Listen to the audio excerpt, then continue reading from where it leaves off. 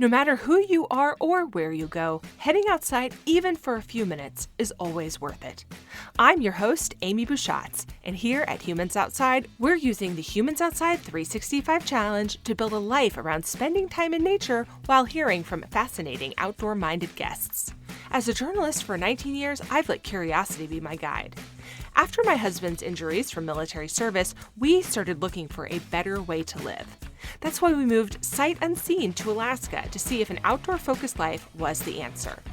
Since September 2017, I've personally spent at least 20 consecutive minutes outside every single day, no matter what, to explore how nature can change my life. Ready to hear from experts and outdoor lovers who make heading into nature just a part of who they are while we work to do the same? Let's go!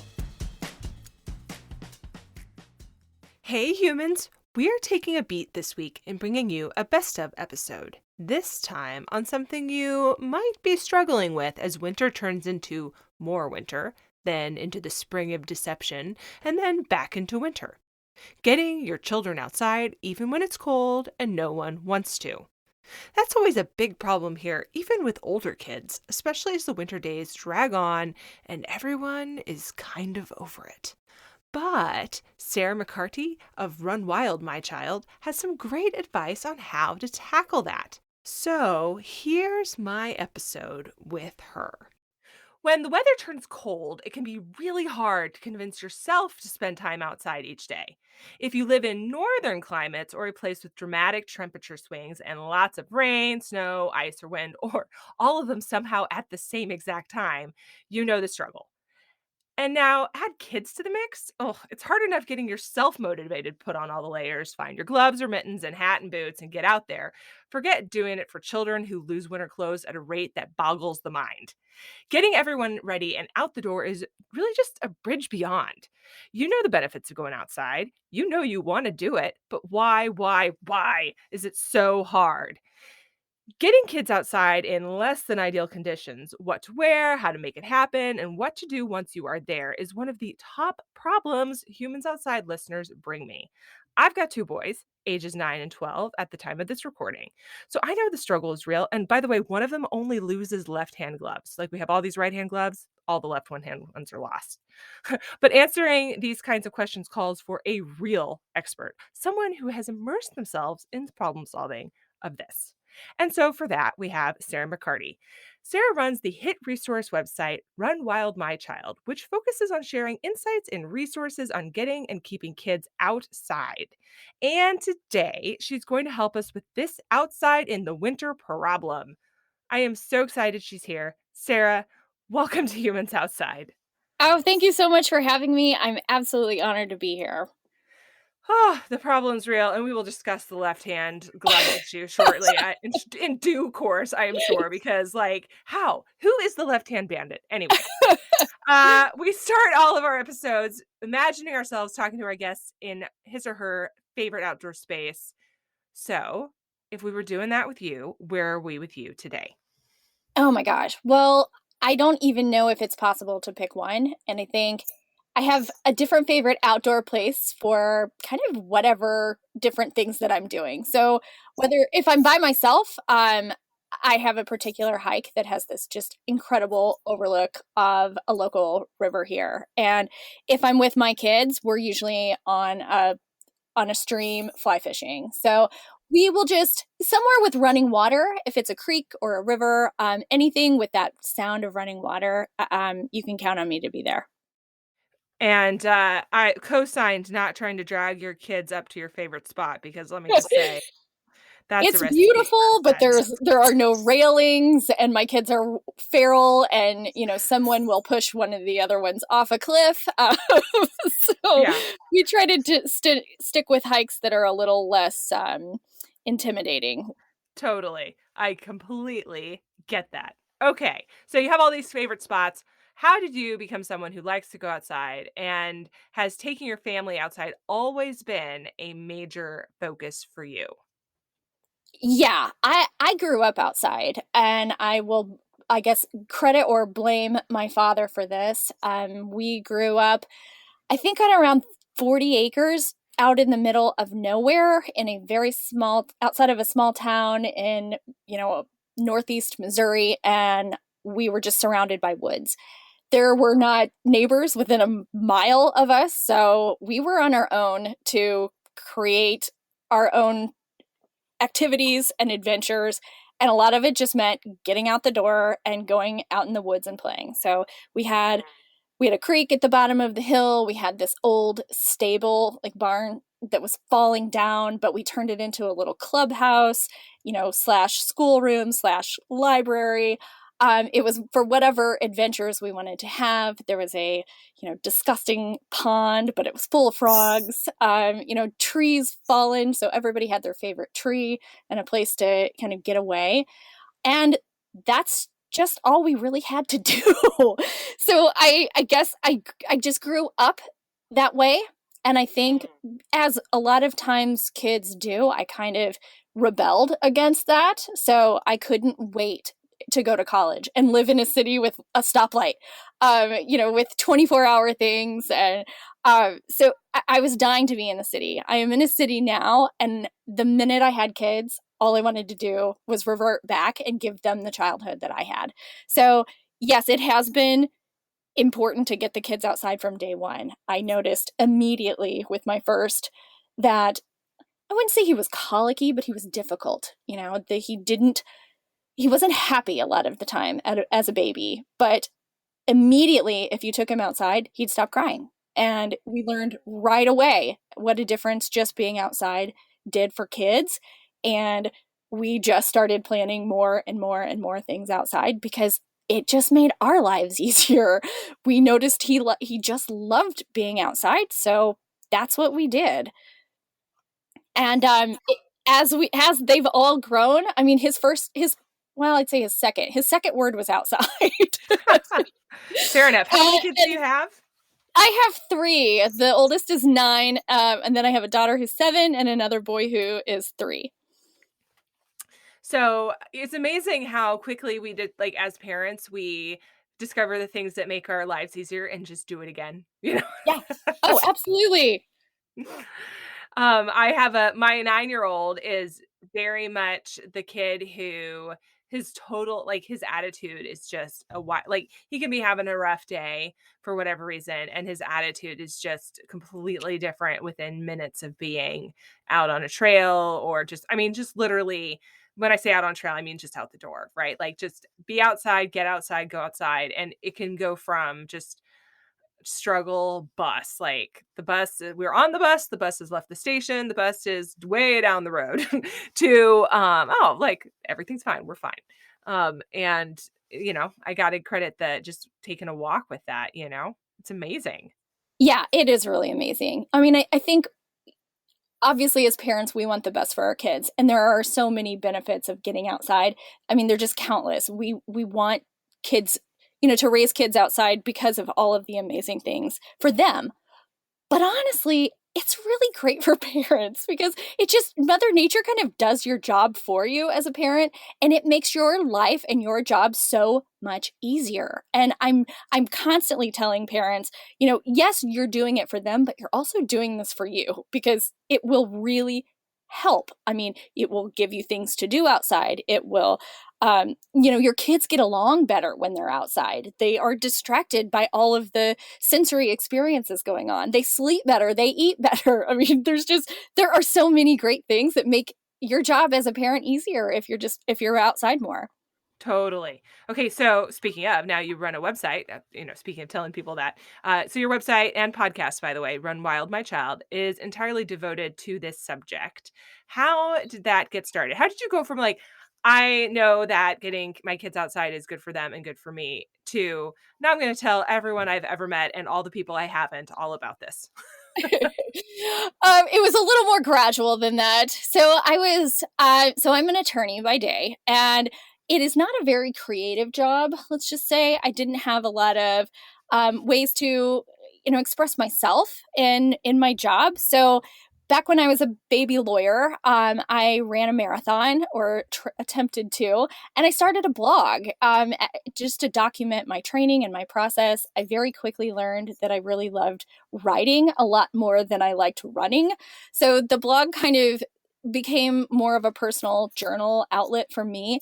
And it morphed over the years as my life changed. So it became a wedding planning blog, and then it became recipes and homemaking. And then, I touched on some infertility stuff. And then when we had kids, it was just kids, kids, kids. And as my kids got older, I started worrying about the privacy issues with all of the very personal things that I was talking about. I mean, it's one thing when your kids are really little to talk about how cute they are and the funny things they say, but as they get older, there are concerns because they don't really have any say in what you're putting out there, and they are not necessarily giving their consent. So I got a little uncomfortable with it, but I didn't want to give up that outlet. I really loved the community. I loved being creative. I loved the writing and the sharing.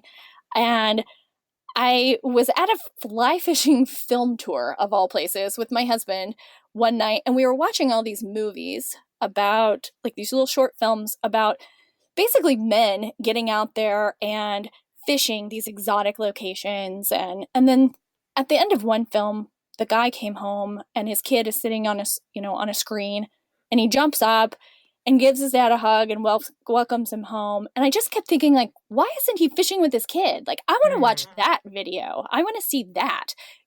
People, all these people here, there are hundreds of people watching this, and they probably all have kids. And instead of encouraging them to, fly to remote locations in Russia, we need to be convincing them to go fishing in their local streams with their families. And I thought, well, I could do that. We do that.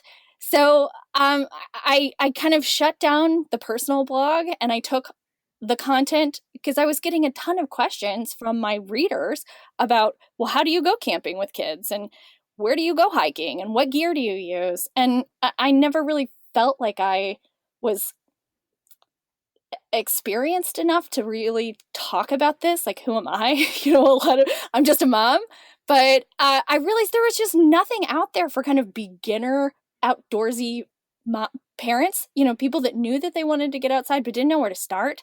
So Run Wild was born.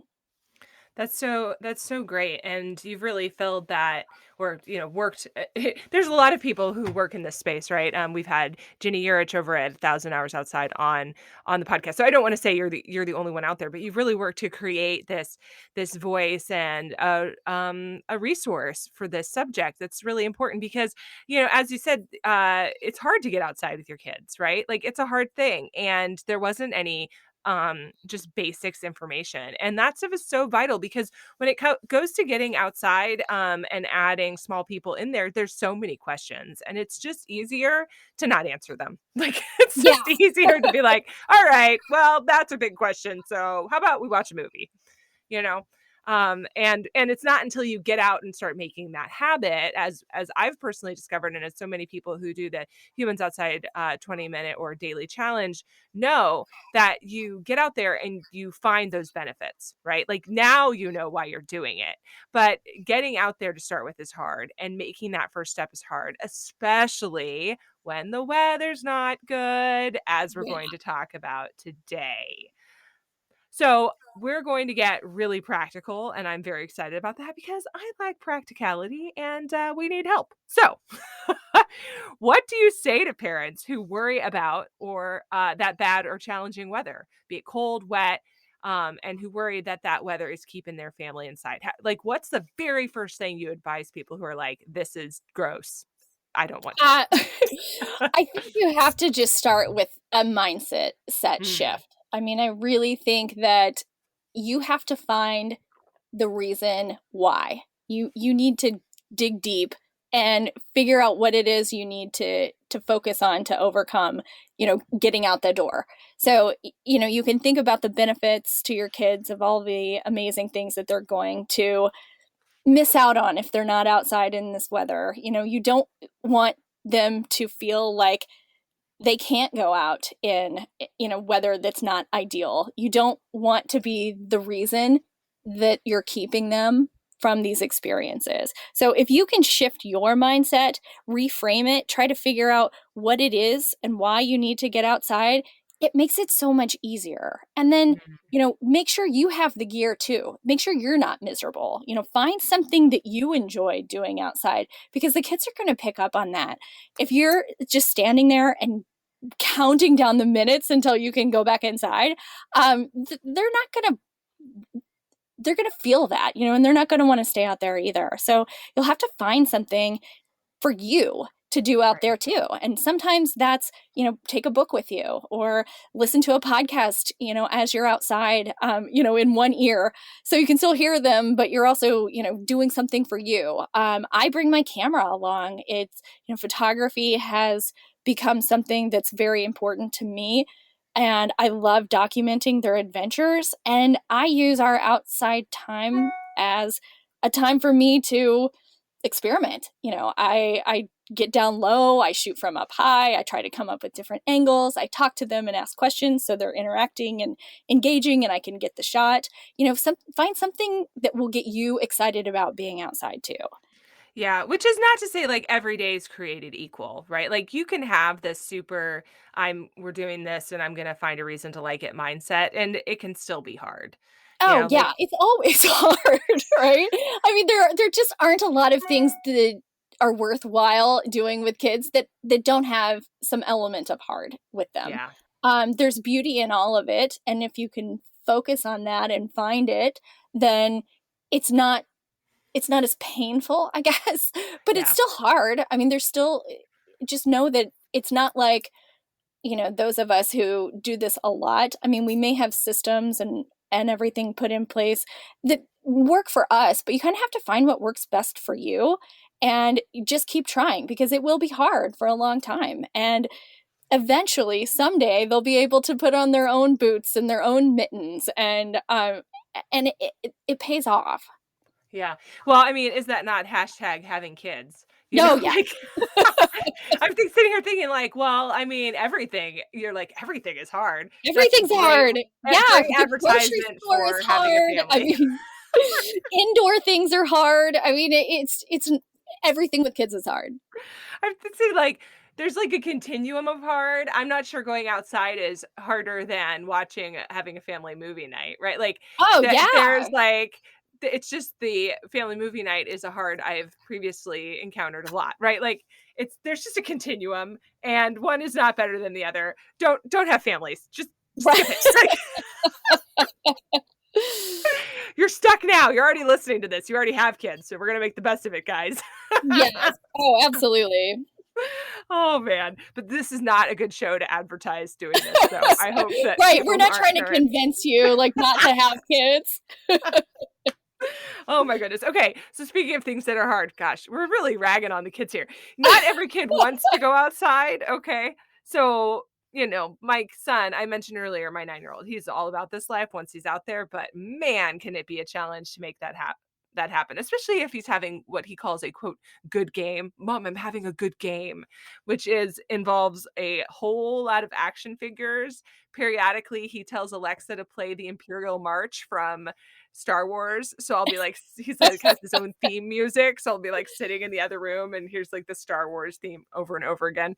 And I'm like, what in the anyway, he's all into it. Okay. So, and then we're like, let's go outside. And he's like, no. And then there's the fight, as Oh we're yeah. speaking of. Okay. So, how do you suggest parents work through that outdoor hesitancy and encourage everyone out the door without any actual, like, limited kicking and screaming? Maybe do Oh, you have like 3 or 4 specific tips? Because the struggle is so real.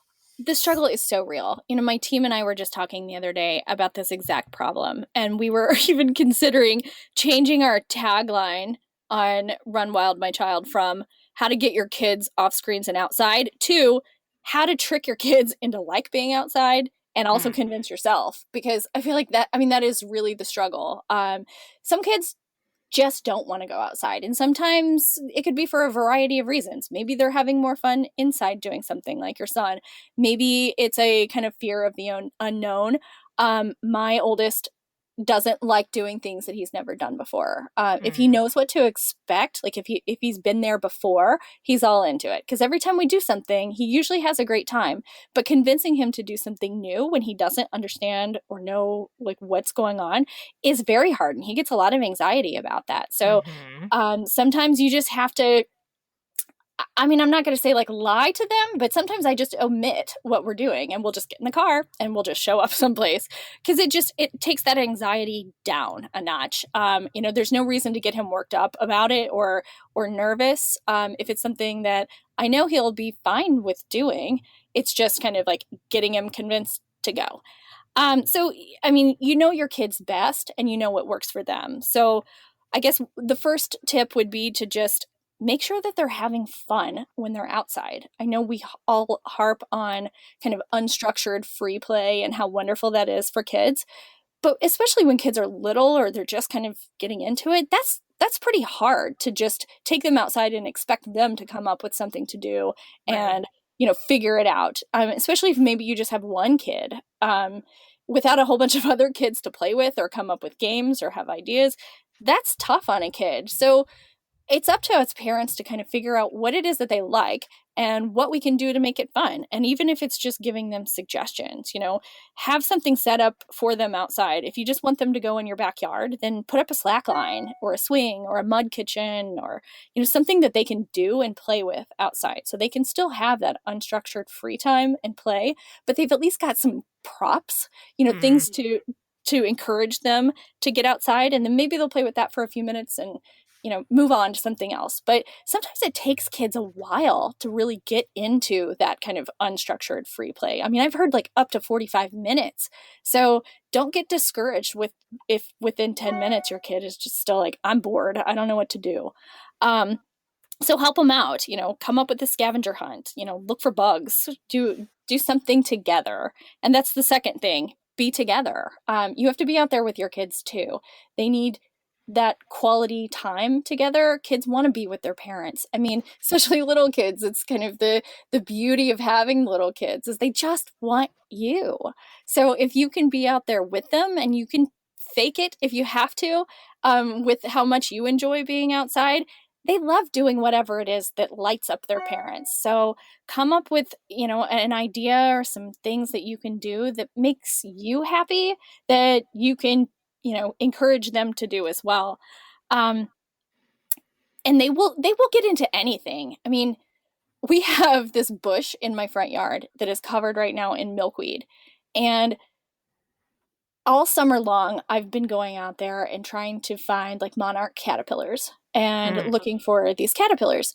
And they notice, so we go out there and one day I'll find like an assassin bug and then the next day I'll find some ladybugs and I'll show them and the kids are like, yeah, whatever, this is so weird.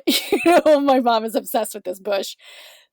But after a while, they started looking and they would run inside and be like, Mom, there's this new spider web and come out and check this out. And I mean, if they can get excited about a bush, just think of what else they can get excited about if you're getting excited about it.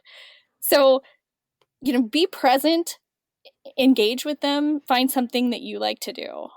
And then I guess the third tip would be figure out what their interests are. What is it that they want to do inside and try to take that outside. So if you've got a kid that likes the action figures, set up an action figure area outside. If they're enjoying being cozy and snuggling up under a blanket and reading inside, set up a hammock or take a beanbag outside or something so they can read out there. There's a lot of ways to take your indoor activities, what's keeping you from going outside and just moving it outside. So, I mean, my 9-year-old loves Dude Perfect. So we set up an obstacle course and like a bottle flipping competition with all the neighbor kids, like just things that are creative that engages their interests and takes it outside.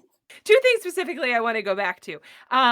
You talked about it's how this building this unstructured time, it takes a while. And I'm wondering like if you think it's a habit.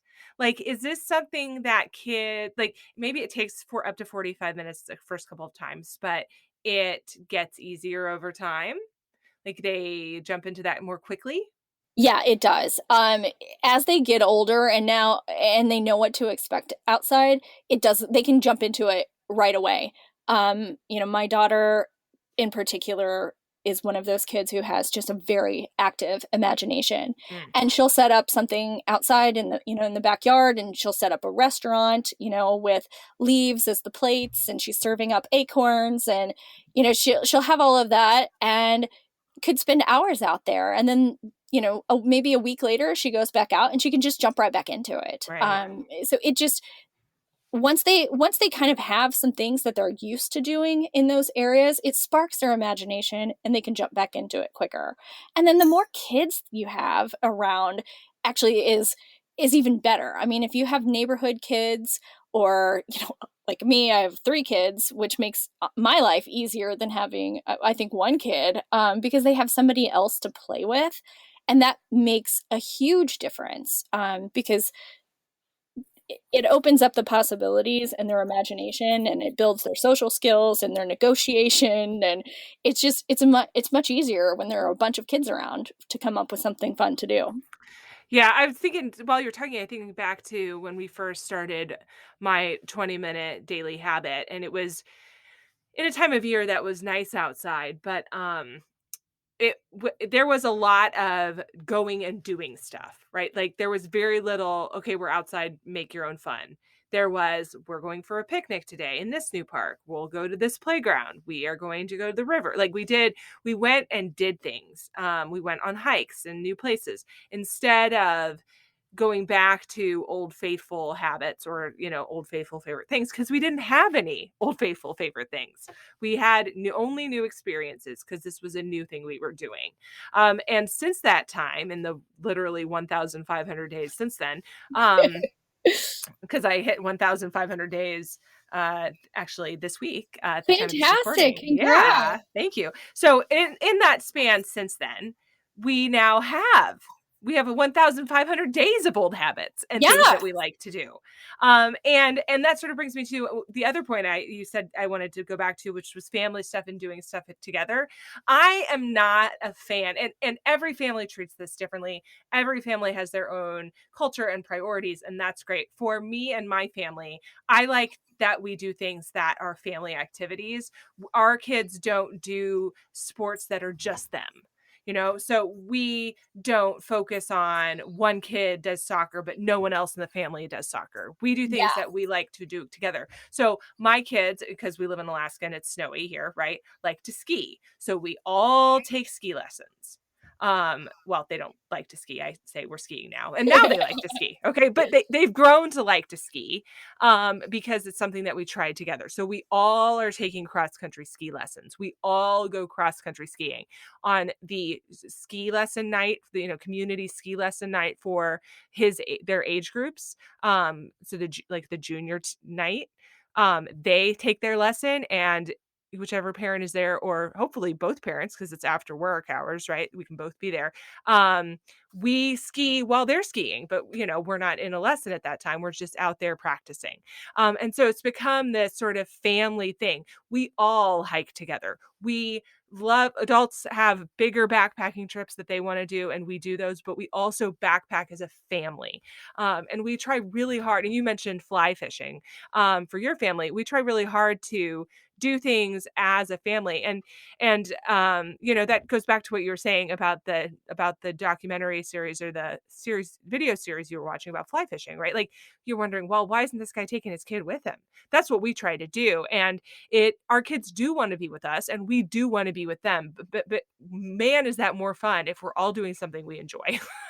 yeah. Oh, it's so much fun. I mean, finding things you can do together as a family, and there are so many different options. I mean, really, for whatever interests you, there are ways to do that together as a family. My oldest does play baseball, and my husband is part of his team and coaches. So that's something that they get to do, and we really like Yeah. that. But like you said, it works. It's different for every family. But fishing is one of those things where we can all do together, or we can each do separately and independently.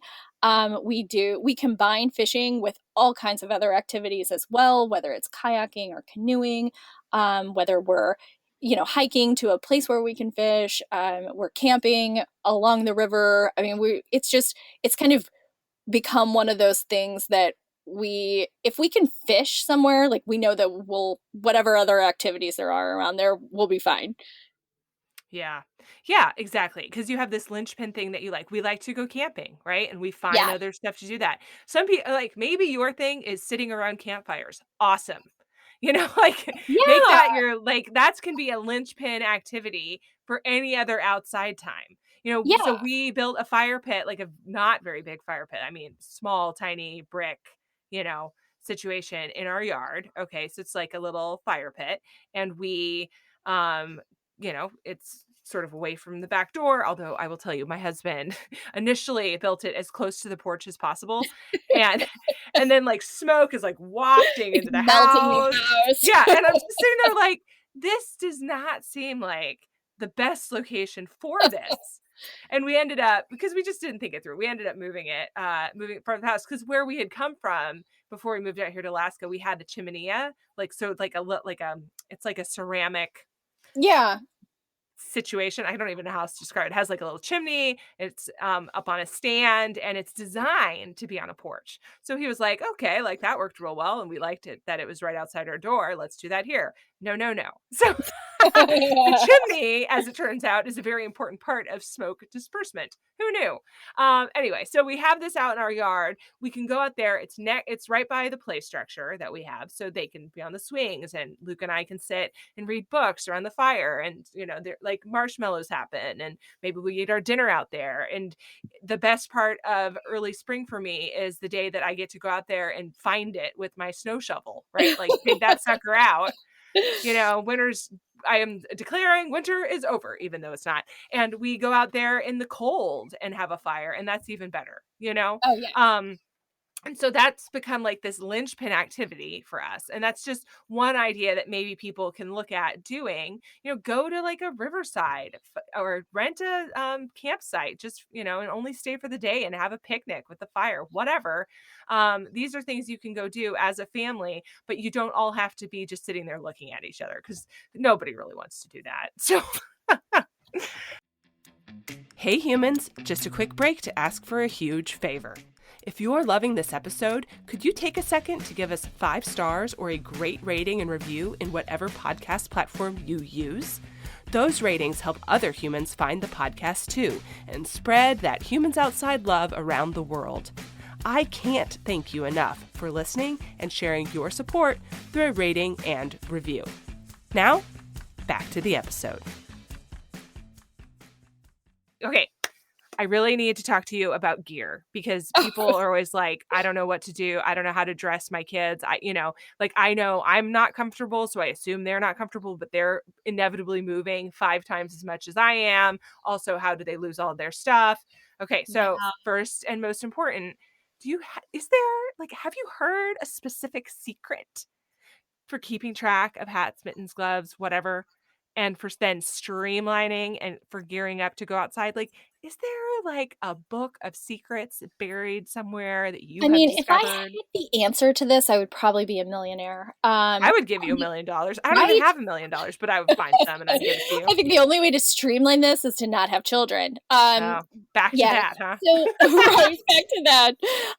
So we use this system. I'm not going to say that this is perfect. I think this is, again, so specific to each particular family. But I mean, what has worked for us will not work for everyone, because you have to really pay attention to your pain points. What are the issues that you continuously come across? Is it that you're missing only a left mitten? Is it that you can't find anything anywhere?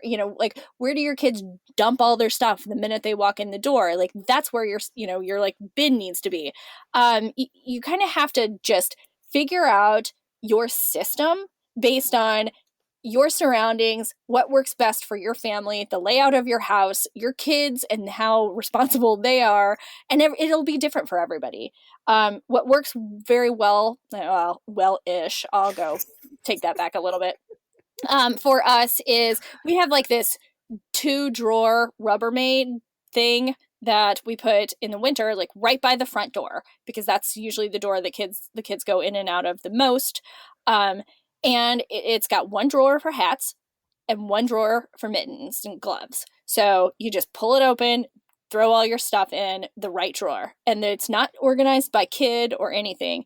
I try to buy mainly all gender neutral everything and have a variety of sizes, and way more than we'll need at any given time, because things get lost and moved around. So I try to, the kids will inevitably like have their like one favorite pair of something, which of Mm-hmm. course will get lost, but have backups.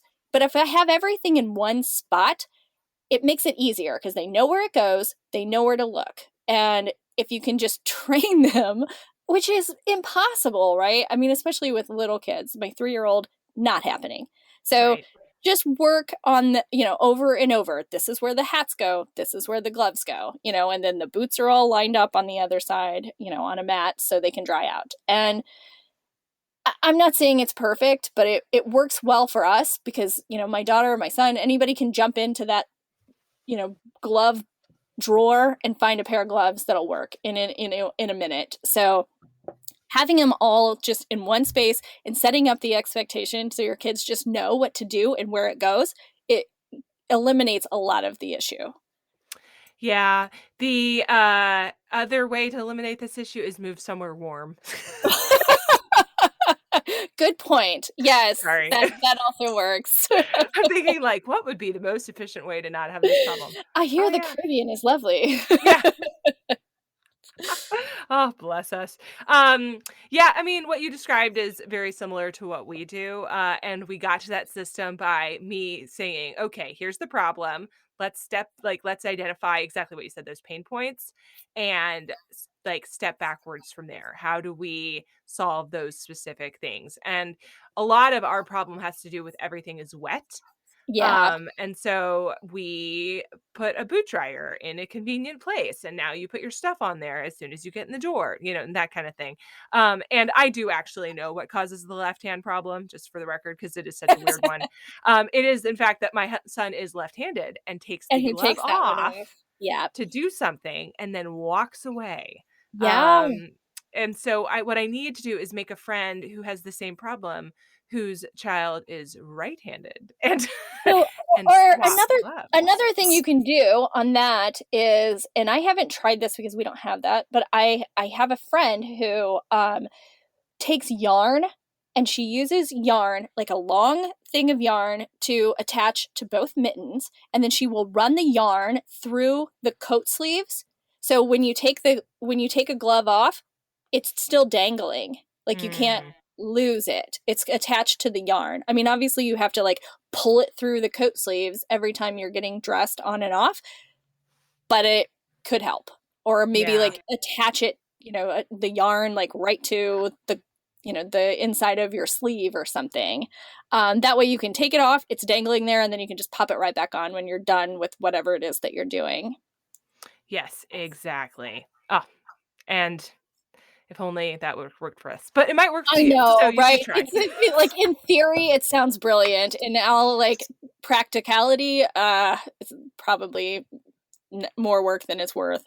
Yeah, and I think that's really great for little kids, like maybe 3, 4 years old. He's too old for that, and because he's at school, and yeah, Yeah, I yeah. 90% of these are left at school is kind of where I feel like I've done some investigating on this subject. Like, all right, put on your top detective hat, you know. The one with, like, the flappy sides, like a Sherlock Yep. Holmes hat? Figure it out. Okay.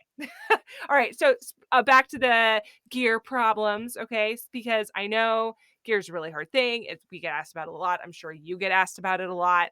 Um, and while you personally may not have experience with all this gear, I know that your website has talked about this. So I'm hoping you can help us weigh in, maybe a little lightning round. Yeah. Okay. Different types of gear for different kinds of weather. First type of weather, cold rain. What do you tell people to buy? I really love rain suits. Mm, Um, Rain suits are great because you can just pop them on over top of whatever clothing that you're wearing. So if it's cold, you can have extra layers under the suit. If you can also wear them when it's not that cold with fewer layers underneath. They wrap right around the tops of your boots. So, have some good boots on and you can kind of Velcro and cinch them down.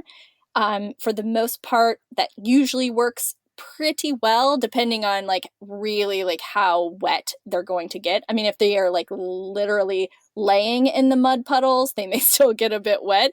My kids do that all the time. um, but the rain suits do tend to work really well. is there And a for specific rain suit brand? So we love the Oki brand. Oki has a great one. It's OAKI. And those are, I mean, I can't remember exactly pricing. I think they're around 60 or $70. Mm, And then there's a cheaper version called Muddy Buddy. okay. I don't have specifics on that one. I have not tried those, but people rave about them. Yeah.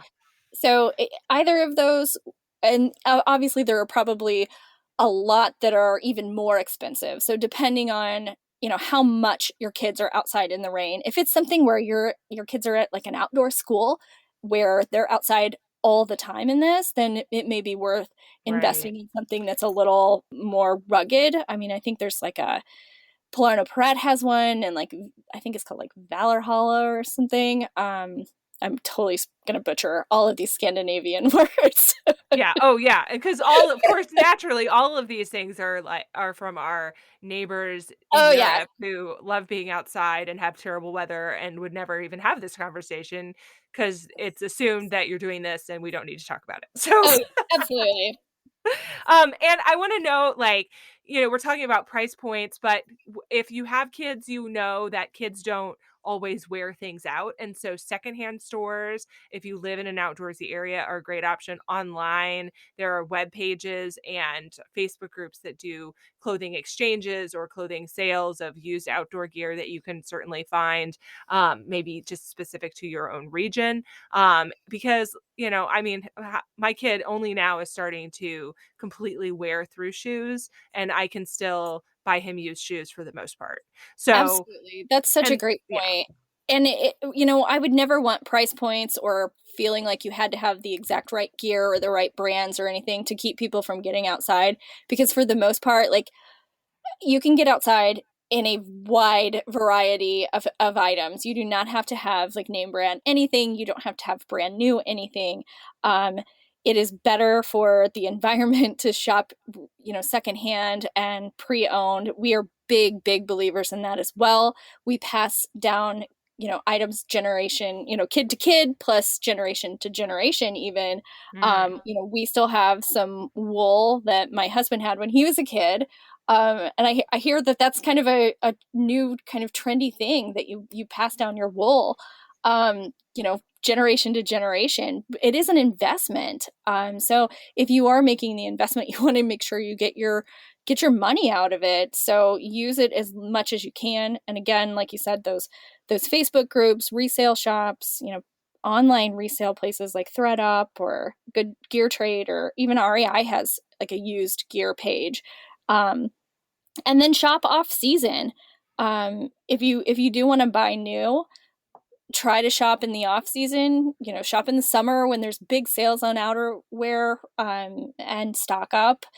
And the same for summer stuff. Buy yeah. it in the winter. Yeah, which brings me to the next questions, which are gear for snow and really cold snow. And to your point, I specifically shop I love Land's End for this, for my kids because it just lasts forever. And if it doesn't, they'll take it back. And like if there's some sort of catastrophic problem, they'll give you a new one. And my 9-year-old is the causer of catastrophic problems. Anyway, that's where I get mine. So what about you? Snow and really cold snow. What's your point? Pick your poison. What do you recommend? So you got to start with a nice wool base layer. I Hmm. can't say enough wonderful things about wool. It's so good for helping you regulate body temperature. It wicks the sweat away. It's not like cotton where if it gets wet, it will just make you miserable. It's just it is really like the ultimate base layer, and then start from there. Like on top of that, put on a waterproof layer. Make sure you've got more than just water resistant. It needs to be like waterproof. So look for items that fit well. You don't want to have kids in things that are way too small or way too big, because water and snow will find their way in and it will make them miserable. So ski pants, a winter coat, some warm boots. And then if you've got little ones, we really like those like one piece full like bunting suits. Those are great for just easy access for one piece, and it keeps them very warm. um, And then, a nice jacket with a hood and, ones that like cinch on the sides. So the right fit. And, yeah, make sure it's waterproof to keep that snow out. Yeah. And so I'm guessing like in a no snow, no rain, just cold situation, it's the same stuff, but you aren't as worried about getting wet. Yeah, you'd less worried about the like waterproofing and more about maybe even like a wind resistance. So like throw on like a more of a windbreaker type because that wind can get really cold. And if you're just in like a fleece and like wool layers, having something to protect you from that wind that goes right through that'll just chill you to your bone is handy. So sometimes that may just be the same kind of snow gear. You don't have to have necessarily wind resistant specific clothes. Mm. Your snow gear will keep you warm in the wind as well. Okay, so thank you for that. Hopefully people Yeah. will have some like takeaway action items here. But what about you? This is the sort of how we end our podcast episodes, talking about our personal favorite and or most essential outdoor gear. So you, Sarah, what do you like? What do you love for you? For me, well, I think I probably the most essential thing that I bring along is a backpack. And that's just because I'm the mom and I have to have all the snacks and I have the water and I have the first aid kits and you can't go on any adventure without a million snacks and preparing for, ultimate demise. So I have to have, and I don't have anything fancy for a backpack. I just use a regular backpack, even when sometimes I'll just use one of my kids' old school backpacks, and just throw our gear into it and go. So I Yeah. think for me, that's the most essential thing. Um, just making sure I have everything that the kids are going to need to keep us moving. Yeah.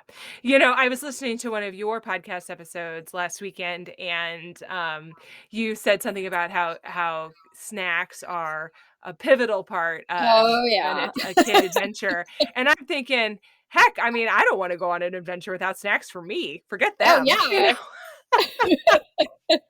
Now, this might be because I was like at mile 19.75 or something. Like I was like almost home on a 20-mile run. So maybe snacks were on the mind. That's actually in retrospect quite possible. But I think I need more than a snack at that point. I mean, just yeah, ravenous. you just start thinking a lot about food and it Oh just sort of yeah. becomes a part of your natural process. And now that I'm thinking about it, that may be the case in that moment. But I think the point stands. Yeah, Snacks are important for everyone. we've gotten really like excited about our snacks. A few years ago I bought just like a variety of stasher bags and bento boxes, and those bento boxes are just fantastic. Like my kids know to expect. Like they're ready for their box. You know what? We do a different box for like sweets, and then a different box for fruits, and a box for like salty. So Sure. they know which box that they want based on the lid color, and they're great for just throwing in kind of like the odds and ends of things in your cabinet. Those bags of chips that'll just sit there forever because there's just a little bit left. Oh yeah. So I'll Mhm. just take those and throw them in one of the slots, and it's always it's kind of become a challenge for me to see like how creative I can get with these. And sometimes the kids are like, yeah, like what is all this? And, like, well, it's just the leftover odds and ends. And then sometimes they love it, sometimes it's just not a hit. So we just it's always a surprise. Very fun. Okay, and last not least, we like to close out our episodes listening to our guests tell us their favorite outdoor moment. So just, like walk us out envisioning a moment outside that you just go back to and loved. Walk us out. Oh gosh. Okay. So this actually didn't happen all that long ago, which kind of became my new favorite moment, and I've thought a lot about this over the last few months. So my husband is the president of our local chapter of Trout Unlimited, and we're very active in kind of cold water stream conservation, and they work together. They've been doing this project with the Missouri Conservation Department on like a telemetry study and trying to reintroduce wild brown trout into our stream, some of our local Missouri streams. And we were out fly fishing the other day while he was working with his team on doing the study. And they were out like literally in the water trying to catch these like little tiny baby brown trout that we had put in as eggs a few months ago. So he's doing that. And then I have the 3 kids, and we're all kind of just walking around on the stream and fishing. And my 9-year-old is super, super fishy. I mean, this kid is just amazing. I mean, it has taken 9 years to get him here and a lot of work on my husband's part, but he's really good. And he ties his own flies, and he's just, his cast is just beautiful. And he's fishing. The 3-year-old, of course, is just trying to be exactly like him. So he's just tagging along, and my oldest is helping the little one, and they're kind of doing their own thing. And my daughter, who lives kind of in her own little like la la land, she's singing, and she's very musical, and she loves animals. So she's catching frogs, and she caught a grasshopper, and she's showing it to the kids. And it was just one of those moments where it kind of just came full circle. Like you could see their personalities each so bright, and you could hear my son, my oldest, kind of talking to the little one about fishing and casting, and he was repeating the same things he's heard my husband say so many times. And it was just this beautiful full circle moment. Like they are watching and they're learning, and the effect that we have on them is so profound. And it was just such a beautiful moment, and so heavy in a good way. It just really reiterated how important it is to get them outside and to make sure that we are modeling the behavior that we want to see in them, that we're being good stewards of the environment, that we are working hard to preserve these streams, and being empathetic to animals and bugs. And it was just a really amazing moment. That does sound amazing. Sarah, thank you so much for joining us on Humans Outside today. I really appreciate your time and your expertise and all the fun we've had today. Yes, thank you so much for having me. This was an absolute honor and a blast. Thanks so much for listening to this week's episode of Humans Outside. Help me out by leaving a 5-star rating or review wherever you get your podcasts. It really does help other listeners find the podcast too. Now, go get outside. Until next time, we'll see you out there.